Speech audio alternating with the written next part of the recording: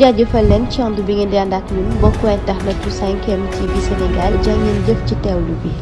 mbokk internet yu 5M TV Sénégal jaajëfal nañ leen bu baax a baax ci ànd bi ngeen di ànd ak seen chaîne bile di fi teewloo xibaar. avocat yi layel Ousmane Sonko ka ca gën a fës kon di maître Ciré Clédor Ly moom bokk rek ci avocat yi nga xam ni kon ñoom ñoo koy layal moom àdduna jëm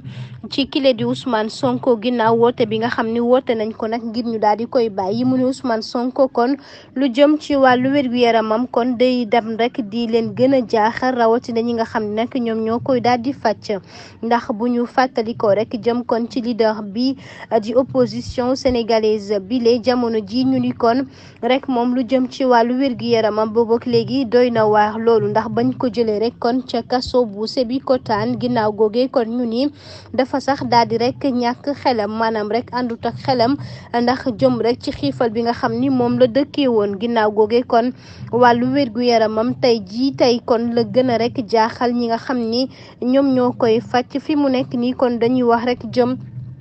ci wàllu responsabilité bile waaye itam rek wax ni kon fi mu nekk nii mi ngi en danger moom Ousmane Sonko ginnaaw gi kon ñu ni ab taux de glycémie boobee nag moo daal di wàññeeku ak itamit rek lu mel ni day bëgg am lile di insuffisance rénale te loolee lu doy waar lay daal di doon ci moom Ousmane Sonko kon ginnaaw gi lañ ko yóbbu rek ca réanimation jamono ji kon ñu ni xelam sax daal di nay dellusiwaat ci moom ginnaaw gi itam am na loo xam ne rek ca yaramam ñu ni yëngootootul nag ca wet ga jëm rek ci nag càmmoñ gilee ndax nemmeeku nañu kon Ousmane Sonko ginnaaw ñàkk rek lekk ak naan bi nga xam ni def na ko boobook léegi